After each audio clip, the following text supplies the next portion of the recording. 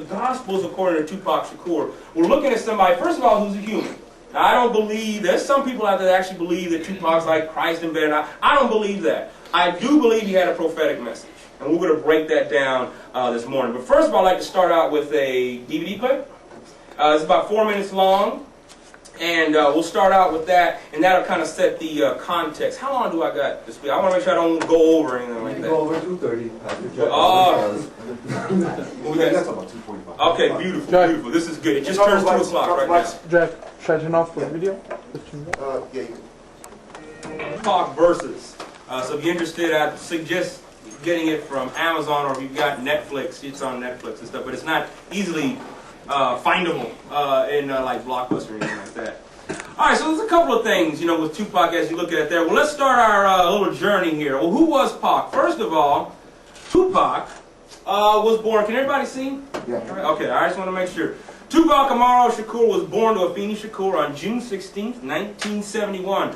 She was a Black Panther. She was in the Black Panther movement. Pac grew up in the element of anger, revolution, injustice, /justice, and liberation ideology. Okay, so this is the context in which Tupac was born in and stuff. In fact, Tupac, in this particular interview and stuff, said his embryo was cultivated, if you will, in prison. His mom was in prison at the time that he was pregnant and stuff. She was accused of trying to blow up some stuff in some government building. She represented herself, didn't even get a lawyer. Represented herself and won. All the charges were dropped. All right, so it just gives you kind of an idea, particularly in the 70s. It wasn't like Law and Order is today and stuff, man. Law and Order, if you were a person of color in the 70s trying to get justice, you were going to have to really fight for it and stuff. What's that? Especially if you're a woman. Oh, especially if you're a woman, man. Oh, women, y'all got some stuff going on, man. So this is what was happening, man. So this, again, to give you the context of what was going on.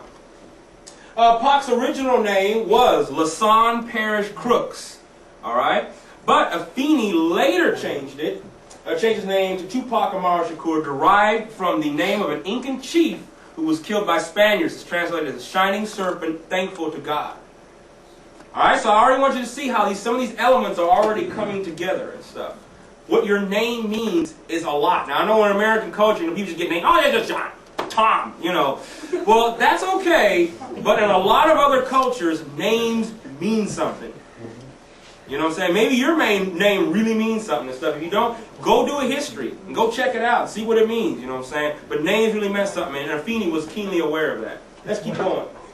Tupac was a hip-hop artist, all right? I just want to make that clear. Tupac, is anyone who's not heard of Tupac in here? Is anyone, okay, got a couple people, thank you for being honest and stuff. I appreciate that. All right, well, let's keep going. Oh, and lastly, Tupac died on September 13th, 1996. Now, the reason I believe, in fact, we just celebrated 10 years of his death here last month and stuff. All kind of stuff was happening, stuff on the internet, stuff, it was all kind of good stuff going on. The reason I believe that he's dead is, one, I was in the recording industry for quite some time. Anyone familiar with New York Undercover? Everybody ever watched this old school show? The first 2 seasons, my friend and I, my production unit, did all the soundtracks for that show and stuff. All the not the artists and stuff. He would have specific artists on there, but just the instrumentals and stuff. We did that. So we recorded a lot at the time. We did a lot of different songs. But the one thing you got to know about artists, somebody like Tupac was named as one of the hardest working artists in the industry. Because when he was just like you go to work, or maybe if you go to work and stuff, but just like somebody who has a job, goes to a job and they work 8 or 9 hours a day, well, Tupac did the same thing in the studio. In fact, the night he was killed, he recorded 15 songs before he headed out to the casino. 15 songs, just like that, 2-3 hours. In fact, studio executives were amazed. They said, like one producer even said in an interview, he said, you can have one, because sometimes as working as a producer, and I could relate, you have artists that come in, particularly rap artists, and they're just so disorganized that you maybe have a chance to get one song done. Because if you've never been in recording, you don't understand that songs, you get so sick and tired. By the end of the night, you're tired of listening to the same song over and over and over again, because you got to get the chorus right, you got to get the hook right. He said, but they were amazed by Tupac because by the time they were changing the tape on the reel, Tupac was ready to go with 3 more other songs. And between the years of 93 and 96, he recorded a phenomenal amount of music.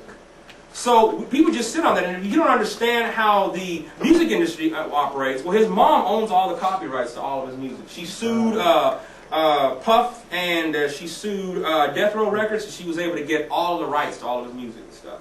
So she owns that. So every year, in fact, she just flew in, was it 2-3 months ago and stuff, to release his final album and stuff. It's another 2 CD thing, so people just keep thinking, just keep perpetuating this thing about that he's still alive and stuff like that. But in actuality, if you listen to the lyrics and the lyrical content, it actually dates itself all the way back to 94, 93, 95 when he recorded this stuff, which is another thing why it's still so popular. I mean, if a Tupac album drops today, I'm pretty sure y'all gonna go out. I know I'm gonna go out and buy it and stuff. And it's laid with new beats, obviously, but the lyrics are like fresh. I'm just like, that's amazing to me, because in hip hop or just any kind of music, you know how it is. It's old school after a week. It's like, I got that. That's old. You know what I'm saying? I don't want to listen to that. What's the new stuff? But Tupac remains, again, fresh. Let's keep going. Who was Pac? Pac was extremely connected to the inner city. As many would put it, he had a worldwide ghetto past because of his character and authenticity. The fact that he was born in Brooklyn, moved to Baltimore, and then moved from the East Coast over to the West Coast to Marin City. I mean, the fact that he's seen so many different hoods, I mean, people were just blown away by that. Most people, like Tretch from Naughty by Nature said most people just grow up in one hood their whole life, and that's all they know. But he said Tupac knew so many hoods, and he could identify with different styles of gangs. So he wasn't always a translator of just black people, but Latinos, Asians, Pacific Islanders, Armenians were attracted to Tupac because of his authenticity and because he was so translatable. Let's keep going.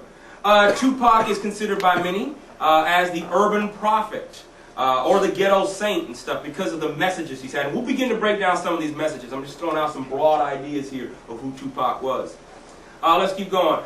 His message, however, though, was juxtaposed with anger and love, thug and peace, heaven and hell, and these are all attributes that a young urban youth faces on a daily basis and stuff. In fact, one of my professors told me that, in the gray area is where pretty much people live and stuff. Because it's one thing to say, oh, it's wrong to do this and it's right to do this, but it's another thing when you get into real life. That's where people are at. That's where you guys are. I know that's where I'm at, in real life.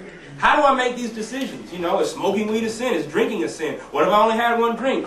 Those are the things that Pac dealt with on a daily basis. And this is, again, the ugly parts of culture that, well, I don't know if I want to deal with that, because let's just leave that elephant in the middle of the room. Nevertheless, Pac touched on that.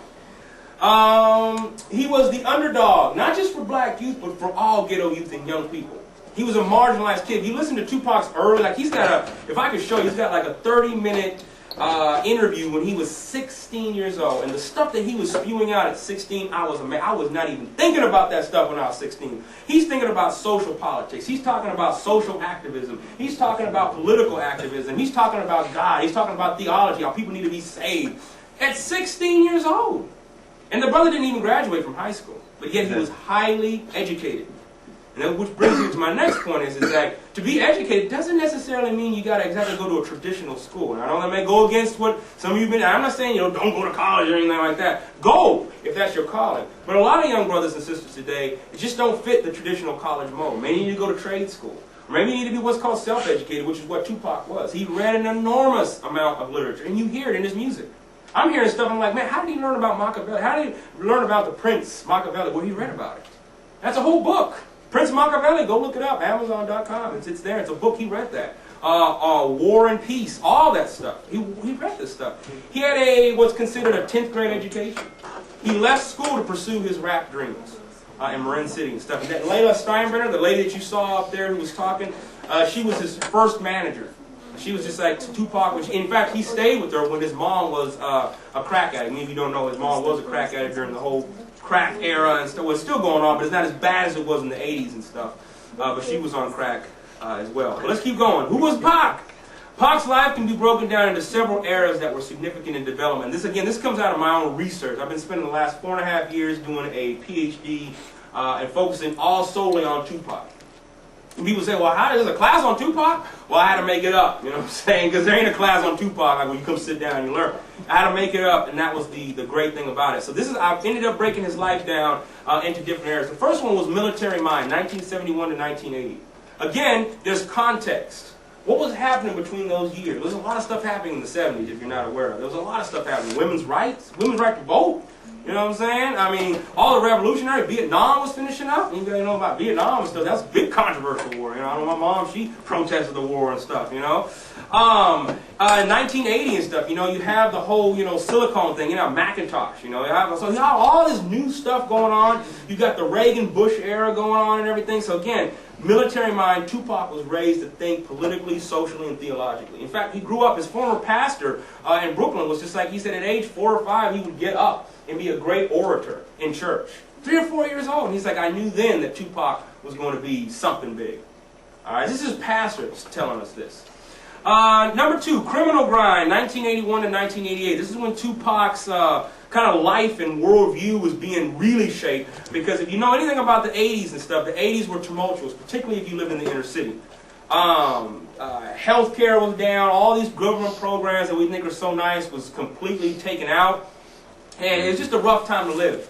I know my grandmother, her Social Security got cut during that time. In fact, you see a lot of homeless people on the street. Well, a lot of them are homeless because of that era and stuff. The government ended up closing down different agencies because they felt like the community should take care of these people. Well, but the community wasn't set up to take an influx of 500 to 1,000 homeless people in one day.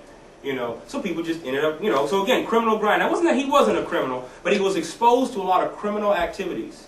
In fact, his father figure was a pimp or a hustler or whatever you want to call it and stuff. And that's who he was raised by. In fact, Tupac said that during this time, he said he sold drugs for like 2 days. He said he was horrible at it. In fact, the OGs of the community, the original gangsters of the community, told him, hey man, you know what? You don't need to be selling drugs because you suck at it. You know what I'm saying? You need to get yourself up out the hood. This is what, oh, again, you think about people, you think of drug dealers, these people who we look bad upon and stuff like that. They were giving him positive reinforcement and telling him, don't do this. Go and do something better with your life. Around 1989 and 1992, The Ghetto is Destiny. This is when Tupac started hitting the charts and stuff. He came out with his first album, Tupacalypse Now. When he was first on, many of you may know this, on Digital Underground. He started with Digital Underground, you know. And he was just like a little roadie. I remember because I used to stay in the Monterey area. You guys know where the Monterey area is, Central California. I used to live there, and he would come. And I just remember just seeing, I was like, who is that dude, man? He's just funny. We were just here to see Digital Underground with somebody in the back. I mean, he was just doing his thing. And then he ended up coming out with it. And what Tupac said during this thing, what made it stand out to me was that he said he wanted to do what the media did in the Vietnam War, which was show you the most graphic and horrific scenes from that war. Tupac said, if it hadn't been for that, the war probably would have continued for another 20 or 30 years and stuff. But because the public was so shocked by what was happening in the war, people were just like, we got to shut this thing down. So he wanted to do the same thing in videos.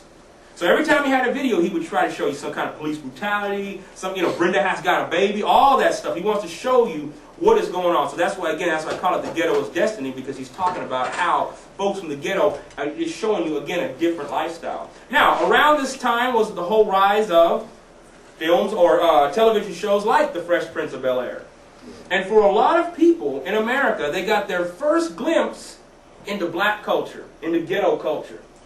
You know, West Philadelphia, born and raised. You ever notice that the hood has always got some directional thing? It's either west or north, or east or south, you know what I'm saying? It ain't just a city, you just can't say Glendale. It's like, no, they're from East Glendale, they're from South Glendale, Northwest Pasadena, it's always this geographical, longitudinal, location and stuff, But nevertheless, again, during this era, you see, again, the rise in the Cosby Show. People love the Cosby Show. White, black, it wasn't just about black people. People grew up on the Cosby Show. People grew up on the Fresh Prince of Bel-Air, and they learned such things as a "you go girl" or or handshakes. All that good stuff. 1992 to 1995 was an outlaw era. These particular years were filled with Tupac getting in a lot of just stuff with the law. Around the end of '94, he was charged with his more notorious crime, which was forcibly touching the buttocks. That was the official charge of a woman in the club, and he got sent to prison for that stuff. And that's when he spent in prison. And there's a notable change between the time before he went into prison and the time he came out of prison. And I think that was part of his downfall, but we'll get to that in a minute. And then lastly, we have Ghetto Saint, 1996 to the present. And it's with anybody. Anybody today, anybody who you look at as an icon figure, it's like Martin Luther King. Martin Luther King during his era, no one was thinking about a holiday during his era and stuff. You know what I'm saying? It wasn't until actually the 80s that Martin Luther King, because Martin Luther King was considered a communist for a long time. You know what I'm saying? People didn't really even like him. Caesar Chavez, all these movers and shakers, they weren't considered like big until really after their deaths. Same thing with Tupac. Tupac, I mean, he's just grown in popularity. So that's why I labeled this, again, the Ghetto Saint. So these are the 5 eras that I see real constant in his life and that I've used in my own study to help. Again, every time I hear a song, I try to look at the dates and see what era does it fit into, because his songs follow these eras and stuff. And you do research and stuff. You look at this stuff and you're like, oh, well, that was done during the Ghetto's Destiny, or this was done during Outlaw. Most of this stuff that's being released now is really coming out of this Ghetto Saint and Outlaw era. Because that's when he recorded it, right in the late 96, right before he was, killed and stuff, or in 95. A lot of it's going to be filled with like anger, because he felt like the community betrayed him. He felt like his best friends betrayed him.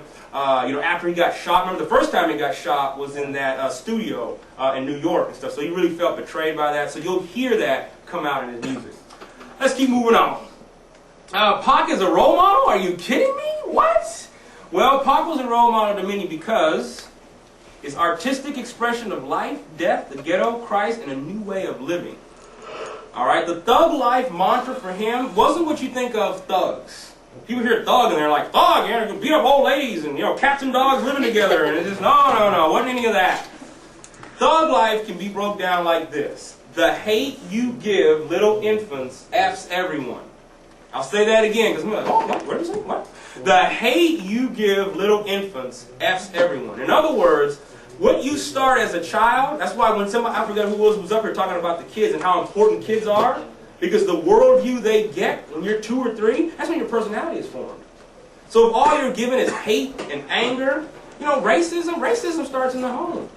In one of my classes we watch Do the Right Thing. Anyone ever seen Do the Right Thing? Spike Lee's joint? It's an older film, I know. If you're watching Crash, the director, Paul Haggis, took his cues from Spike Lee. So that's why I usually end on that film. So if you see Crash, go see Do the Right Thing. In that film, there's a couple of sons who are racist, and they're all racist, but their dad is like real cool. But the question I bring up to my class is, was Sal, the father of these 2 guys who were racist, a racist himself? They're like, no, of course not. He was great. He was easy and all this stuff like that. Yeah, but where did those kids know how to say nigger, coon, spit, chink? Where'd they learn that? That stuff just doesn't come out of the air. I mean, you can get it from media, but you get socialized. This is what Tupac was talking about, the hate you give little infants. Thug life. Thug life mantra was for the marginalized. So the person who's in the corner who just is not accepted by the church. This is a unique place where you guys bring in people. I need to keep it real with you guys. This is not most churches. And I'm not trying to pat you guys all on the back and everything. I'm sure you guys got your issues too, but this is not most churches. Most churches look at something like this and be like, you guys got drums, where's the organ? It's not holy if there ain't no organ, It's not holy unless you're singing, oh, Father God, People think that that's holy. You know what I'm saying? So again, what are we teaching and stuff? Thug Life mantra was for those people in the corner, the drug dealers, the pimps. I mean, Kanye West, before he went to I don't know where Kanye's at now, but his first album and stuff, he was saying it. He said, Jesus walks for the pimps, the hustlers. In fact, if you went to his concerts and you sat in it, they were doing altar calls. And I was so happy with it. I was like, yes, finally, this thing. And then Kanye goes off and does all this, President Bush and all this stuff. I'm like, oh, Kanye. I don't know where he's at now, his little arrogant self. But when he first started, he was saying some stuff. Now, I'm not trying to bag on him or anything like that. I mean, I like his music, but nevertheless, there's some problems I have with it. Well, and he was real. Tupac was real. In fact, Tupac was so real that a couple of people were telling me that when they would just go to clubs and just show up in a little club like about this size, they would see Tupac. Just hanging out with no bodyguards, no Hollywood, none of this stuff. You see 50 Cent today, and you're going to see nothing but like 40 guys just surrounding him and stuff like that. These folks are not living what they say they're living. You know what I'm saying? Let me tell you that. When you get in this, it's easy to get in the studio, get up on the mic and say, yeah, I killed that fool, I pulled out my 9, yeah, and then walk right out with your bodyguard and get in your bulletproof limo and drive the heck on. You know what I'm saying? That's easy to do that. It's another thing, though, what Tupac did was he just went to fellowship with folks. He would go down and he never wanted, you notice his dress, the way he dressed, he didn't want to get caught up in the whole Crip and Blood thing. So if he wore something red, he would wear something blue. Always. If you see him with a red bandana, he would have something else blue on. He just, I didn't want to do. He would go sit down with Crips and Bloods. Now, in most inner cities, you just can't just go sit down with somebody and stuff, you know what I'm saying? But because of his authenticity, You know what I'm saying? Because he was real, he's able to connect. And so young people are able to connect with him because he's real, he's open, he's transparent. A key understanding in Christ. He was real. Jesus was real. He was transparent. What did he do with Zacchaeus? You know what I'm saying? Zacchaeus, he pulled that fool down from the tree and went home and ate with him. That is a blasphemy in the Jewish tradition. Okay? Just making some connections here, because that was a no-no. You're going to go eat with Zacchaeus? This guy's a liar. This guy's a cheater. He's a stealer. He stole my entire inheritance. And you're going to go sit with him? Imagine sitting down with some of the folks from Enron. If those folks had stolen your family's heritage, your whole life and everything, and you just going to go sit down and, you know, let's just have a Bible study. I'm going to tell you right now, I don't know if I could do that. Because if I know somebody stole from me, and like, I'm not talking about like $20, like, oh man, I lost $20. No, I'm talking about like thousands and millions of dollars. I don't know if I could sit down with him, but Jesus did that. Jesus did that. Again, he was real. Let's keep going. He lived what he talked about. Tupac did that constantly. Again, going to the clubs, again, Tupac would just show up and stuff. And connected with a lot of different folks. He entwined the profane and the sacred. And this is something as a church that I'm challenging most folks, particularly those of you who have accepted Christ. If you've accepted Christ as your living Savior, you're a minister of the gospel. You don't wait to get a pastor title in front of your name or 3 little letters after your name. You are a minister of the gospel. That means you got to go out and live out Matthew 28, the Great Commission. Read that, right? Spend some time reading that and understanding that. And how do you interact with the ugly things of life, the profane? How do we interact with that? Now, I'm not saying going out here and cuss your parents out or nothing like that. I'm just saying, how do you interact with that? How do you deal with that stuff in life? Because culture's there, and are you going to be the next person to reach that person who's mixed up in that? I don't know. It's going to take some guts. He empowered young ghetto youth to take action. So many people took action. In fact, Tupac wanted a political party to represent right alongside the Republicans and Democrats in the 2000 elections. That was one of his goals, one of his big goals. In fact, he was trying to raise money to get a hip-hop political party ready for the year 2000. He started that in '95. And of course, no one's picked up the torch yet and followed that stuff. But that was what he was. He empowered people. The Outlaws. I mean, the Outlaws were like these little kids and stuff at the time, if you listen to hip-hop. You know, and now they're like, you know, doing stuff. They're producing stuff. Well, why? Because, in fact, I forgot his name, from the Outlaws, and he was just like, you know what, Pac was the only one who was encouraging us to do our thing. Everybody else was like, nah, they lazy, they sorry, look at them, they just stupid, all this stuff like that. He said Tupac was the only one who encouraged us to do our thing and didn't judge us. We'll get to judgment in a minute, but maybe even next week. Had a real heart for white youth. I mean, a lot of people think, you know, you look at these concerts, look at the pictures, look at the still shots from Tupac's concerts. Look in the audience for a minute. It's a lot of white kids, and there's a lot of folks who are not black. You think, you know, hip-hop, you think rap music is black people with sagging pants. That is not hip-hop. That's a small portion of hip-hop. You know, if all you listen to hip-hop is 100.3 the beat, you got about this much version of hip-hop culture and stuff. Hip-hop is bigger than that, and Tupac embodied all that. He was an activist for the urban community. That means he was just out there living. He was out there doing his thing, and he was an activist. In fact, he was trying to organize concerts, like peace rallies and stuff. He helped organize. He put what's called the Thug Life Code together. You guys familiar with that? You can look that up online as well. That code, and I was listening to Pastor Jack's sermon, was it 2 weeks ago or something, about friendship and stuff, and living by code and honor and stuff like that. That's what that code was all about. It was about community. About connecting to exactly what Pastor Jack was talking about a couple of weeks ago in his 3-part series was the same thing Thug Life Code was about, but it was for the street. So it had a different angle. Again, it's not the same thing, because when you think about urban issues, you can't take the same engine and apply that today. When anybody familiar with Young Life? Anyone familiar with Young Life Ministries? I used to be part of Young Life Ministries for a long time, and they really didn't understand urban issues. And they gave you, because being Young Life and being a nonprofit ministry, you have to raise what's called your own money. You have to basically do fundraising. I hate fundraising, all right? I can't stand it. But they give you this model. But this model comes from a pretty suburban, excuse my language, white understanding of how to raise money. I'm not going to find 5 grandmas in the hood to give me $50, $100 a month. I'm just not. In fact, when we used to have, parent meetings, I maybe have one parent would show up. One!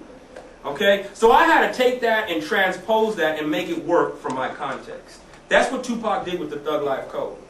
He transposed it and made it work for that environment. For example, there was a code in that said no slinging in schools. You cannot sell drugs in schools. It's against the code. all kind of beefs and arguments have to be handled by the OGs or the generals in the community. Anybody seen The Gangs in New York? Okay, I love that show because in that film, you remember near the end, they came together as a council to decide how they were going to settle that. Remember? That's what Tupac was talking about. We got to come together as a council and how we're going to handle this stuff. You know, you cannot sell to pregnant moms.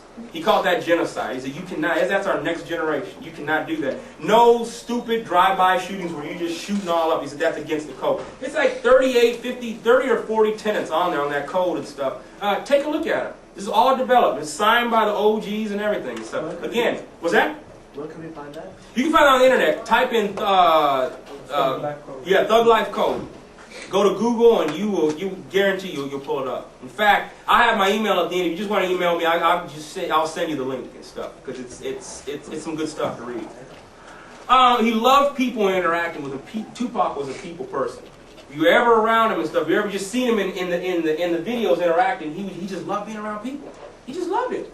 You know what I'm saying? So contrary to what you see on the media, because again, a lot of people just see what the media was. I did a talk on Tupac one time. Somebody thought, oh, he's a gangster. He killed people, didn't he? Like, come on, man. You know, again, the media can blow things out of proportion because the media didn't show him going to hospitals and hanging out with kids who were like, man, the whole Make-A-Wish Foundation. This is kind of even before the Make-A-Wish Foundation. Like, people would just call the radio station and just say, listen, this kid is dying of cancer. We want to know, can Tupac show up? Tupac's on his way to the airport, gets that message, turns his car around, misses his flight, and goes back to the hospital. But the cameras never show up for that. You know what I'm saying? The same thing with his friend who didn't have a date to the prom. And she didn't have a date. He went with her to the prom. Tupac, Shakur shows up to a high school prom, just shows up, you know what I'm saying? Gets out the limo and everything.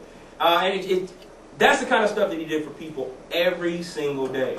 You know, his house was like this humanitarian place. I mean, he would take in homeless people. He would take in just folks who didn't have a home. I mean, if you see the clippings from his, like some of these documentaries on him, you see his home was just filled with people. People coming in and out of his house. Well, why? Because they were connecting with somebody.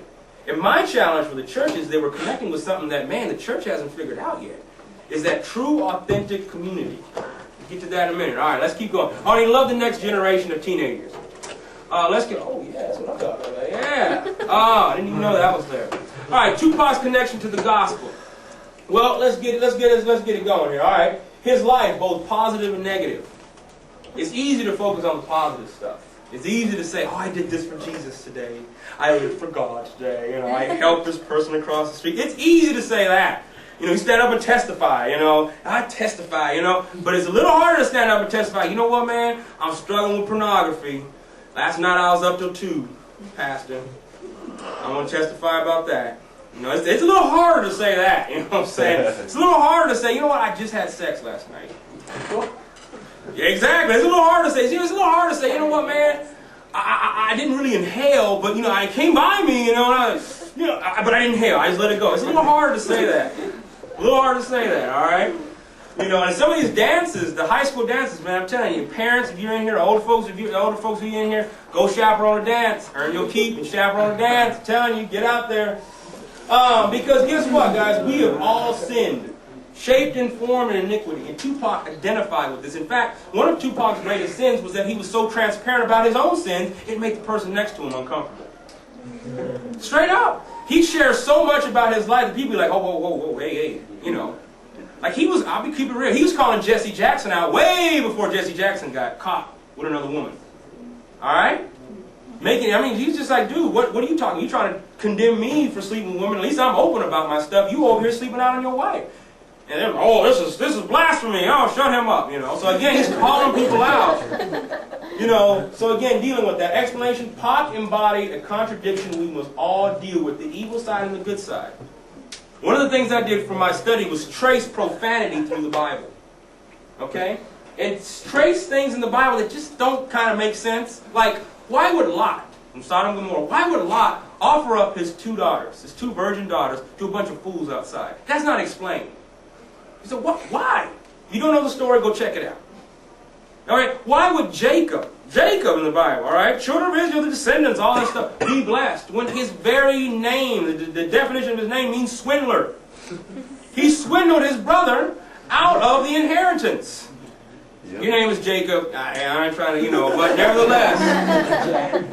nevertheless, why would God bless that? In fact, his brother, it's just dropped off in the Bible. They just focus completely on, you know what I'm saying? But that doesn't fit our theology today. Our theology says, tell the truth. Don't do wrong. Stand up for what's right. Don't steal, you little punk. But look at this. Jacob went out and did that. That's not explained. We can't get our heads around that stuff. When we look at Paul, Paul himself was killing Christians. Think how he was changed there. But Paul struggled with that. If you read between the lines in the Bible, Paul struggled with the profane of life, and the sacred, because he even tells you, what my flesh wants to do is different than what my body wants to do, what my heart wants to do. He's giving you that. I mean, I'm telling you, if y'all ain't struggling with this, I'm saying maybe I'm just the only one. I don't know. You know what I'm saying? His aims towards salvation and a better life. Tupac would continually point you to Christ. In his album, which was entitled, I'm forgetting now, Machiavelli, the 7-Day Theory, he basically has a song in there called Blasphemy. And he just pours it all out. He challenges pastors, elders, deacons, and he said, man, why you got these kids up in here believing all this hell is hot? If you living in the ghetto and you got no power, no lights, that's hell. You know what I'm saying? Why are you up here telling kids all this stuff like that? Why don't we just go in there and try to help them as opposed to preaching at them all the time? That pissed a lot of people off. How somebody who's a rapper, don't know nothing, go and tell us. Even Calvin Butts, Reverend Calvin Butts, C. Butts, was big. He couldn't stand rap for a long time. Even he started to take notice. He's like, maybe we can listen. Maybe we can listen. His aim towards, then Pac continually talked about Christ, God, and judging his life. He even had a song, Only God Can Judge Me. And next week we're going to break down one of his songs, So Many Tears. So Many Tears, you listen to it correctly. There's several layers going on in there. We're going to break that down. It's basically a Lord's Prayer for the hood. And we're going to break that down next week. And play it, have the lyrics, all that good stuff. Tupac, the profane. Well, guess what? Nebuchadnezzar. You might read about Nebuchadnezzar? Oh, we always stop at the nice part, when Shadrach, Meshach, and a bad Negro, get up.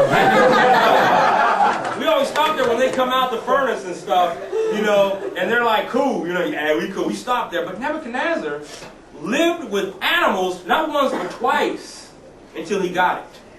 He got it once. After he saw that, he was convinced there's a God. But then he went off and started doing some mess, and God was like, you didn't get it. You're going to go out and live like an animal in the field. And you had to go do that not once but twice.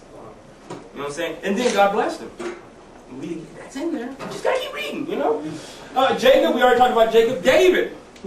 David, man after God's own heart. But David sent his own boy to the front line. Over what? Some booty. You know what I'm saying? It's the power of booty. He sent us straight up, man. It's all in the Bible.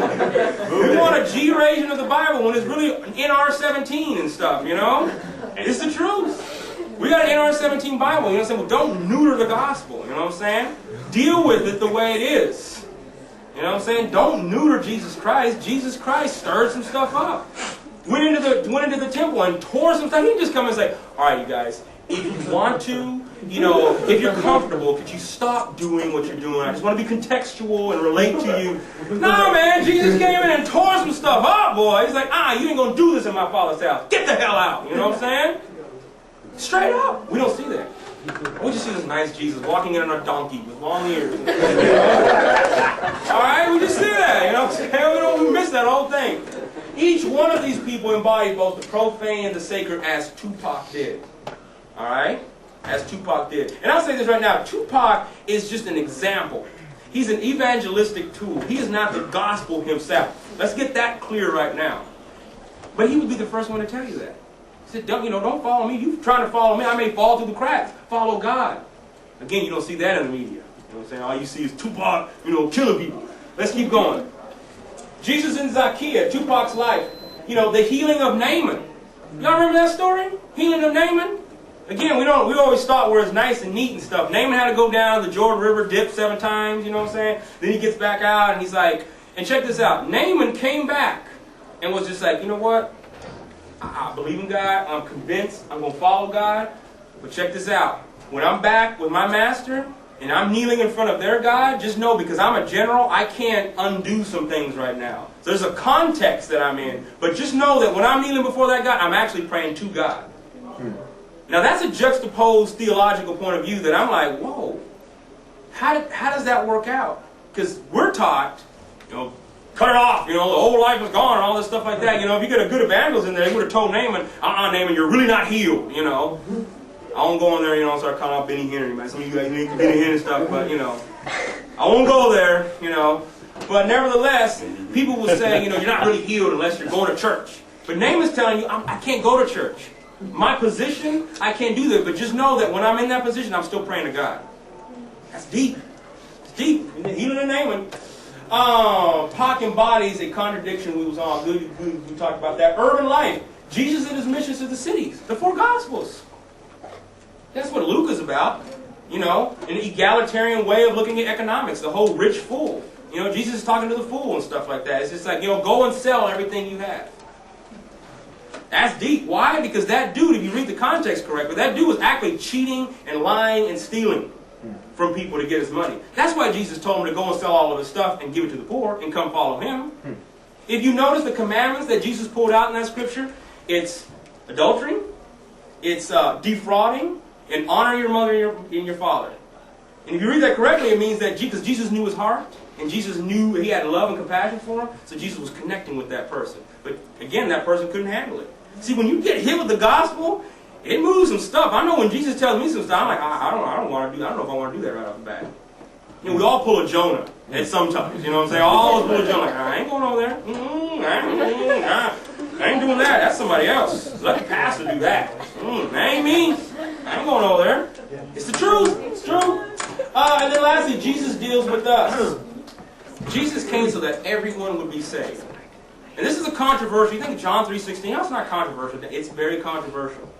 Because it brings up the idea of, do you have to be a Christian to go to heaven? I'm going to leave that with you. I ain't going to give you a bunch of answers today. So I'm going to leave that with you. Do you have to be a Christian to go to heaven? Do your own research and come up with your own answer with that one. Okay? But it brings that up. John 3:16. I come so that all may be saved. I die so that if there was just one lost, I would have come for that person. That's deep. That means that all of us were saved. There's just one person in the hallway. Jesus would have stopped what he was doing, went out there and saved that person to bring that person back in here. That's a lot. Because I ain't going to lie. If I'm in here and it's warm and cozy and everything and the air conditioning's going and it's like jacked up outside, I'll be like, man, I feel sad for that person. You know what I'm saying? Dang. Send them a flyer or something. You know what I'm saying? Again, Tupac connecting with that. Let's keep moving on. Pac's connection to the gospel. Pac gave you his soul in every message. We as Christians cannot ignore his message. It is a message of, it's a postmodern message. I don't know if you guys have gotten into postmodern or pomo or anything like that, but it's a postmodern message. Why? Because it's finding our story in Christ. If you're not finding your story in Christ, you're going to miss the Bible. I'll tell you that right now. If you're not understanding where you fit, I know, huh? If you're not understanding where you fit in the story of Jesus Christ, you're missing it, man. You got to get in there and you got to be able to look at where do I fit in the story of Jesus Christ. Where is my connection to Christ's story? You think about the Good Samaritan. Break that story down. Where are you at? How are you like the Levite? How are you like the Samaritan? How are you like the priest? How are you like the innkeeper? How are you like the donkey? How are you like the person who got beat up? Now you're connecting with the story. Now you're finding your story in that. These are, again, just different ways to do that. Postmodern message. He was deconstructing the norm. Tupac was calling for a church that was beyond any that we can recognize. A church where prostitutes and strippers and thugs come in and worship and find God. That's deep. Because I guarantee you, if you've ever been around anybody who's like that, you're going to have to deal with language. If you're dealing with homeless folk, you got to deal with... everybody smells good in here. I don't know what, I know you guys just got back from a camp, but you smelling good in here. Straight up, you work with homeless people, it's a challenge. Because they smell. They just do. They haven't showered in a while, You go for a week or so without showering and sweating and boo-booing all on yourself and stuff, you gonna smell too. It's hard to deal with that. It takes us out of our normal area, but Tupac was calling for that. He reinvented a reinvention of a spiritual standard. Tupac was calling for a higher authority or higher connection to Jesus Christ. Christ is now, he's accessible, he can relate. Hebrews 4:15, we have not a high priest that can, what? Relate to us. Why? Because Jesus already been through everything. And Pac connected folks with that. He's like, push all this other stuff aside, let's look to Jesus. We have a Savior. That was what the whole Black Jesus wasn't about. It wasn't, Pac's whole life was an acronym. It wasn't about the literal formation of a Black Jesus. The Black Jesus, if you remember, the Jesus is spelled with a Z at the end, is more of a social or demographic Jesus. A Jesus that can identify with your suffering, with your life. Not a Jesus that's been so washed away that all we ever see is the same old Jesus. Again, a neuter Jesus. And that's what Tupac was getting away from. His message was essentially rooted in Christian theology. Again, people don't hear that because we haven't dismantled his songs. We haven't dismantled his life. But this is one of the reasons why people are so connected to him. I've talked with people who are just like, man, I found God deeper because of Tupac's music. Through the cussing, through the F words, through all that stuff, I found out who God was because Tupac was keeping it real. Now, I'm not saying keeping it real, you got to go out, sag your pants below your knees, you know, and smoke a bunch of weed to be real. Being real is just being who you are and being transparent. If you're not sharing somebody with what you're struggling with, man, I'm telling you, you're missing out, man. You're missing out. If you're not connecting with somebody who's like in your life, holding you accountable to some stuff, you're missing out, man. And I know, because it's been hard for me. It's hard to sit with somebody and disclose what you're really struggling with. It's hard, and particularly like for us men and stuff to talk about some issues. We're taught to be men, you know. Don't cry, suck it up, you know. That's right, you're a man, stand up, you know. Take it like a man, you know. We always hear these things. You know, what if you really are struggling with sexuality? What if you're just kind of confused about your sexuality? Are you telling somebody about that? I find students all the time at APU who just are coming out of the closet because they've never dealt with this stuff. The church has not dealt with sexuality very well. We just say, don't do it. Why? Just don't do it! You know? Or use a condom. You got the other extreme, you know what I'm saying? Just, here's a condom. So you got one extreme, just don't do it, or you got the other extreme, which is just, here's a condom. Just be safe. Hey, peace, got you with you. We're going to deal with sex, and I say sex because it's such a primal thing of us. All of us, think about it at one point or another. It's like, I never think about it. I don't know. Are you an android or something? I don't know. Pac combined the reality of life with the reality of the gospel message of Christ, okay, while giving you his life. Now, let's move down here to a little bit to Tupac's gospel. Did I bring that? Here we go, right here. Tupac's gospel. I'm going to end on this. Can anything good come out of Tupac? Well, first of all, he has a message of holding on. It's Philippians 4:12-14. I know, this is the English Standard Version. He says, I know how he brought low, and I know how to abound. I know how to be brought low and how to abound. In every circumstance, I have learned the secret of facing plenty of hunger, abundance, and need. I can do all things through him who strengthens me. Yet, it was kind of you to share my trouble. This is Philippians 4:12-14. Tupac was telling us to hold on. Keep your head up. Dear Mama. All these songs are telling you, they're encouraging you. But Pac came at you with 3 different areas. I don't want you guys to miss this about Tupac. When you listen to his music, you got to ask yourself, was he the participant? Okay, Tupac either came at you as the participant, he was involved in the story, he was telling you from his point of view. Was he just telling you an allegory or a fable? Was he just telling you just some kind of parable? Okay, keep that in mind because he told a lot of parables. And 3, was he telling you from third-person point of view? Was he maybe standing outside and telling you about, reporting to you about something? Those are the 3 areas of Tupac's music, if you look at it critically.